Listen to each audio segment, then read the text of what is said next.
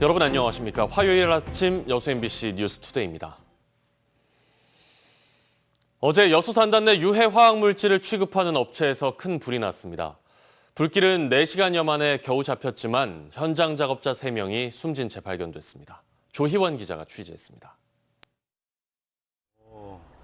새까만 연기가 쉴 새 없이 뿜어져 나와 하늘을 뒤덮었고 시뻘건 화염은 맹렬히 치솟습니다. 어머, 어떡해. 불 엄청 커. 그래, 저기 구름일 수가 없어.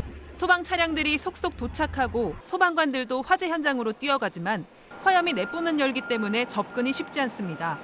여기까지 뜨겁네, 뜨거워. 인화성 물질을 진화하는 포소화약제를 연신 뿌려보지만 불길은 좀처럼 잡히지 않습니다. 어제 오후 1시 35분쯤 여수시 주삼동 여수국가산업단지 안에 있는 2일 산업공장에서 불이 났습니다. 계속 꽝꽝꽝꽝 터졌어요. 저 여기 차 정비하려고 들어왔다가 기다리고 있다가 지금. 불은 중질 휘발유 등의 유해성 석유 화학 물질을 담은 탱크 상부에서 시작됐습니다. 당시 작업자 3명이 유증기를 회수하는 장치를 설치하는 작업을 하고 있었는데 용접 작업 중 불꽃이 튀었거나 온도차가 발생해 폭발이 일어난 것으로 추정됩니다.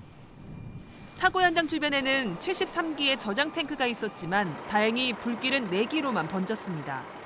하지만 현장에 있던 작업자 3명은 사고 현장 주변에서 숨진 채 발견됐습니다. 소방당국은 대응 2단계를 발령하고 인근 소방인력 500여 명과 장비 68대를 동원한 끝에 4시간여 만에 불길을 완전히 잡았습니다. 연소 확대 방지는 다 저지를 했고요.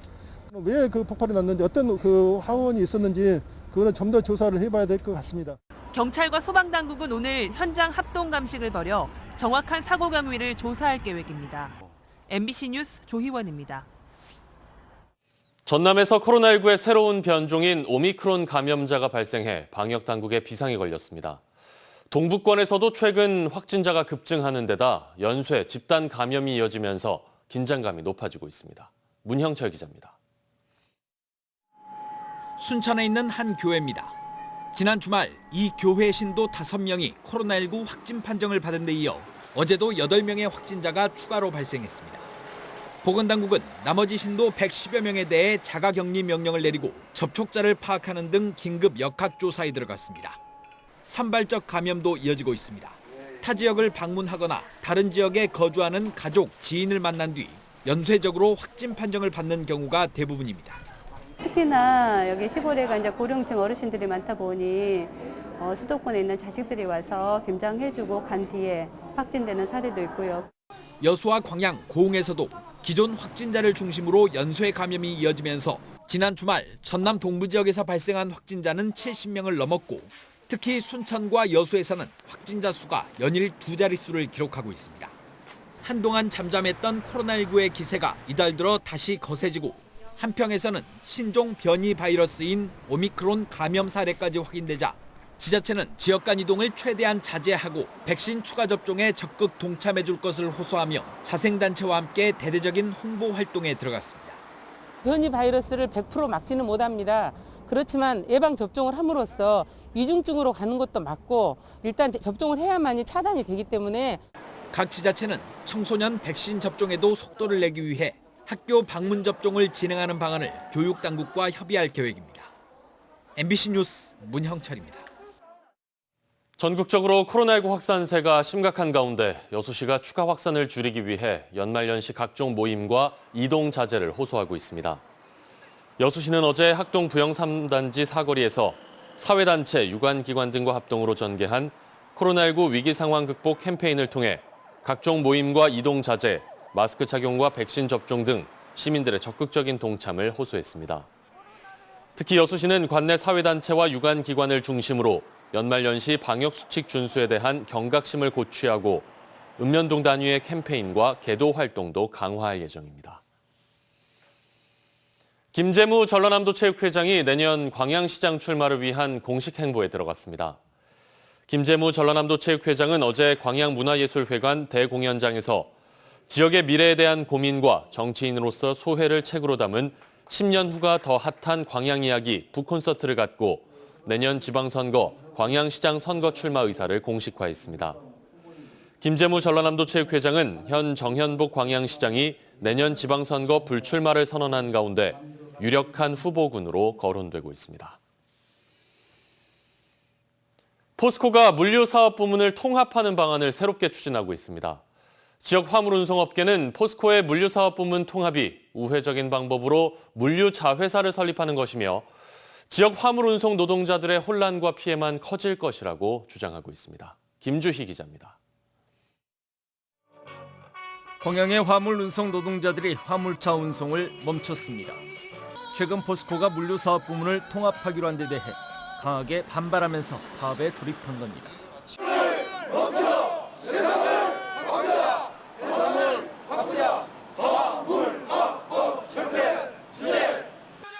화물연대 노동자들은 포스코 측이 포스코터미널의 물류사업을 통합하는 방식으로 물류자회사 설립을 우회적으로 추진하고 있다고 반발했습니다.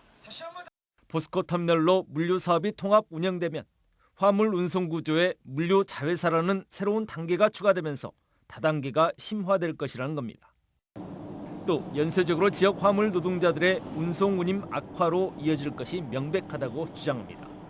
운송 터미널에 들어오게 되면 지금 현재 1군 업체가 2군으로 밀려나게 되고 그 속에서 우리 화물 노동자, 특권 노동자들이 제3의 다단계 운송 업체로 전락할 수밖에 없는 그런 현실입니다. 포스코는 노조 측 주장에 대해 그룹 내 분산된 물류 조직과 인력을 한데 모아 효율성과 전문성을 강화하기 위한 방안일 뿐이라고 설명합니다. 또 아직 확정된 바가 아니라는 입장을 밝히고 있습니다.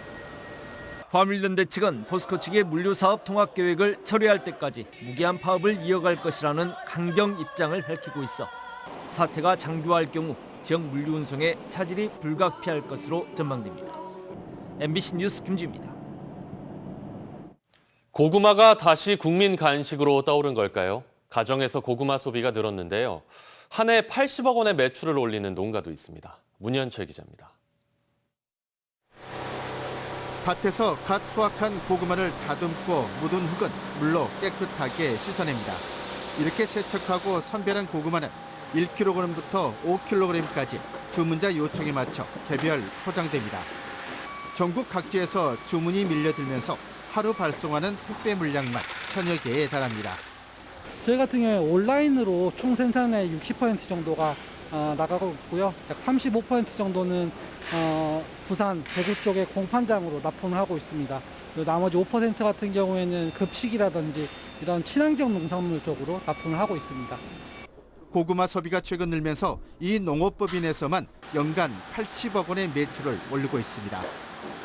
코로나19 사태 이후 1년 만에 매출이 30억 원이나 늘었습니다. 특히 일반 가정에서 간식용으로 큰 인기를 끌면서 해남과 영암, 무안을 중심으로 고구마 재배 면적도 꾸준히 늘고 있습니다.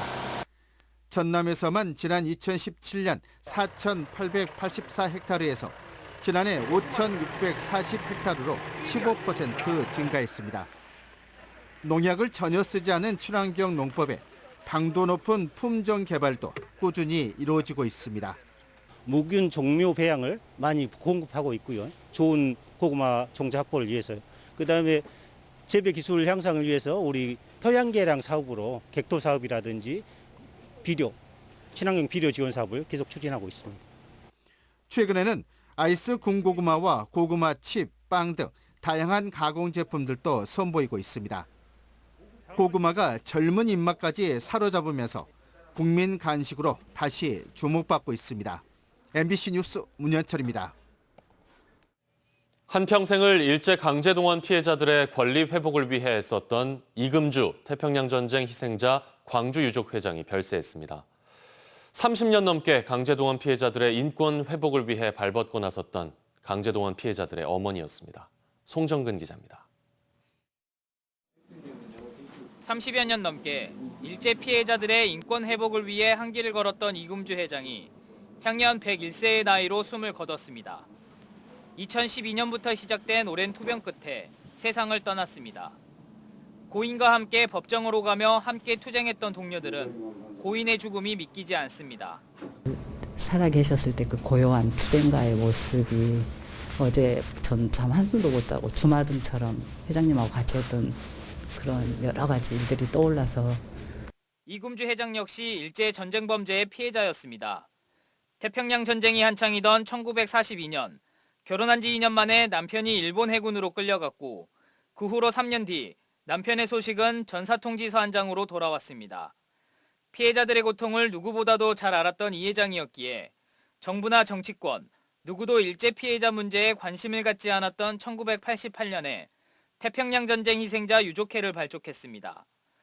이후 1000명이 넘는 사람이 참여한 광주 천인 소송을 시작으로 우키시마호 폭침 사건, 관부 재판, 미쓰비시 근로정신대 피해자 등 일본 정부와 전범 기업을 상대로 30년 넘게 투쟁을 이어왔습니다. 강제징용으로 끌려가서 굶주림과 구타와 학대 속에서 굴욕감에 치를 떨어야 했던 수많은 피해자 여러분, 왜 우리는 그 상처에 지구도 받지 못한 채 지금까지도 괴로워하고 있는 것입니까?